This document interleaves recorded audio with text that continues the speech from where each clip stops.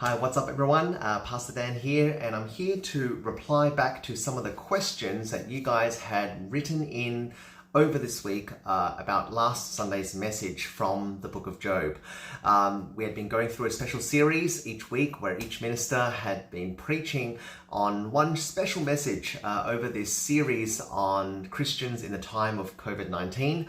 And my colleague Steve Soldatis preached from the book of Job, in fact from particularly chapter 1, but also went through the whole book as well. It was a remarkable sermon. I hope you were encouraged by it, but also leaving time now for Q&A, which I'm sure some of you guys had asked questions about or had been thinking about. Thank you for writing in. I'm here to reply to some of them.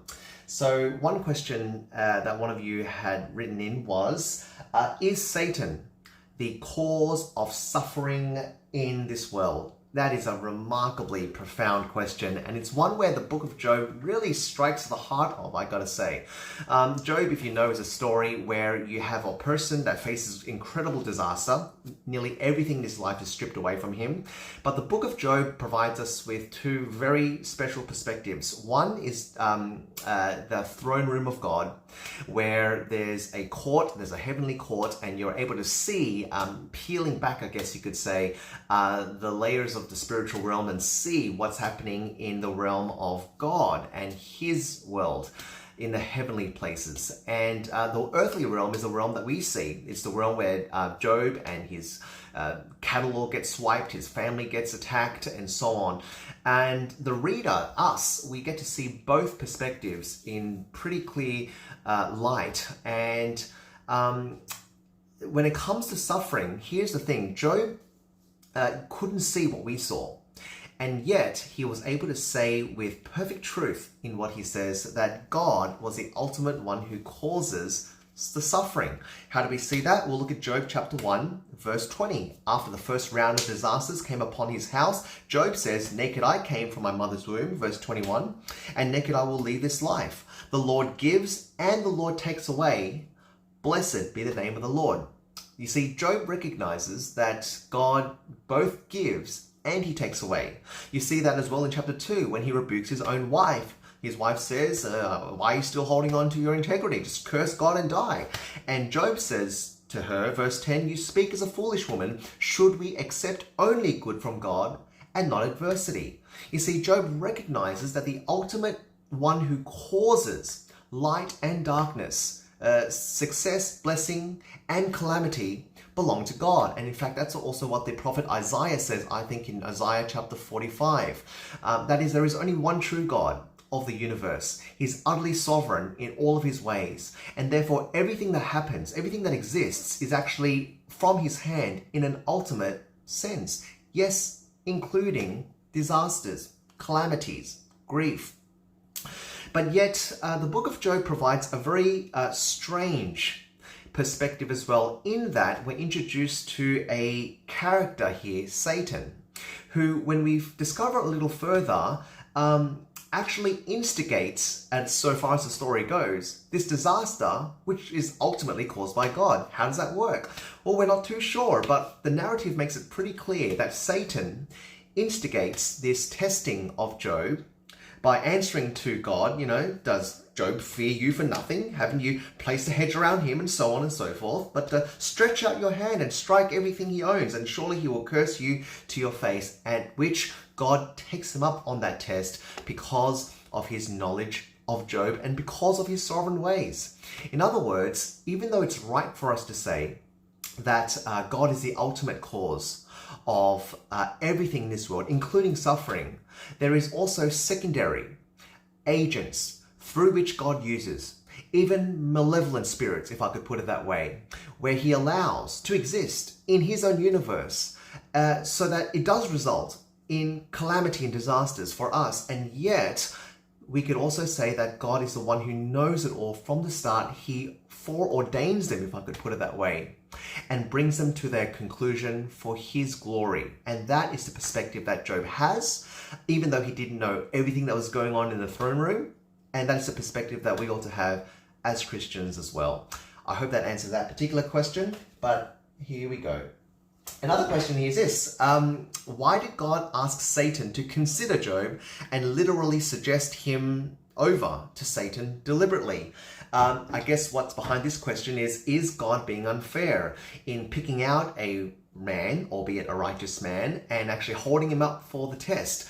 Is that somewhat a bit too mean-spirited? Is that a bit too cruel of God even to choose someone like that unknowingly? You know, are we just unwitting pawns in the spiritual game that God is playing in the heavenly realms? Well, there's good reasons for us to think that, and yet as we are driven by this story and this narrative, it would seem that God had absolute confidence in the character of Job. We see that in chapter 1. The very first thing that we see in verse 1 of chapter 1 was that he's a man of complete integrity, and he was enormously blessed. And also, Job had a very clear and very strict moral conscience. And that is what leads to this dialogue that you find from chapter 1, verses 6 and following. And it is pretty clear to us, I think, that God is putting Satan to the test by pitting a righteous man against him. In fact, this is not going to be the last time that he does this. If you remember that many years from that point, there would be another testing as well, a temptation that would take place where God would be sending and putting a righteous person to be tested against the Satan, and whether Satan would win in the end. That person, of course, is Jesus. Jesus was also tempted in the desert. In fact, we're told that God drove him into the wilderness to be tested by the devil for 40 days, after which, of course, as we know, Jesus succeeded. In other words, we're not entirely sure why God would choose and ask Satan to consider someone like Job. But we do know that it results for good, not just for Job, but also for God's purposes as well. And it also speaks volumes in terms of God's confidence in his righteous people. And that's something that leads us, obviously, to the righteous person himself, and that is Jesus. Let's take one more question here. Why did God ask Satan where he came from when he's all-knowing? I think that's what we see in verse 7 of chapter 1, right? Chapter 1, verse 7, the Lord asked Satan, where have you come from? Well, that's an easy one. I think it's pretty clear that it's not like God didn't know where Satan came from. It kind of reminds me of the garden back in Genesis 3. You know, after the man and the woman fell into sin, they went into hiding, and then God says out in the clear afterwards, where are you? It's not because God doesn't know, but obviously he asks not for his benefit, but for ours as well. Here at this point, asking Satan, where has he come from? And then Satan having to say that he's been roaming through the earth and walking around on it. Roaming means, I don't know what, he could be testing things out, could be finding out where he could be causing trouble, but at least now that that's drawn out in the narrative, it sets the pace for what happens next. I think that's probably the function of that question. But let's lastly ask our question is this. Let's close with this. Why did God include Job's children in the list that Satan can touch? And also, are his children saved? I think that is why did God include Job's children in the disaster, in the calamity? Again, in the throne room of God, God permitted Satan to have his way in terms of disasters for Job and his family and his cattle. Job was not to be touched. And I think this actually speaks more about the limitations that Satan has upon this world. You see, Satan cannot touch anything further than what God decrees and commands. I think that's the important thing to take away here. That Job's children were included in the calamities. They certainly would have received it as something that would have been an absolute surprise, right? To have been attacked as like that. It's very sad. It adds to the overall sadness and the tragedy of what has befallen upon Job at this time. But we can see that the hand of God is moving throughout all this, that even though God has taken literally nearly everything away from Job, and I think that's really the point of it, to heighten, I guess, just how much Job has lost, Job is actually in the position now to really have his character tested under the hand of God and before the watching beings of the heavenly throne. I think that's what's going on there. But that said, you know what? Sometimes, if we put ourselves in a position of Job's own children, there are things that happen to us which we have no idea about. Job would one day, later on in this book, be revealed, not everything, but he would be revealed the counsel of God. God's going to come to him in the whirlwind and rebuke him to his pants until Job could do no more than just put his hand over his mouth. But Job's children didn't have any of that.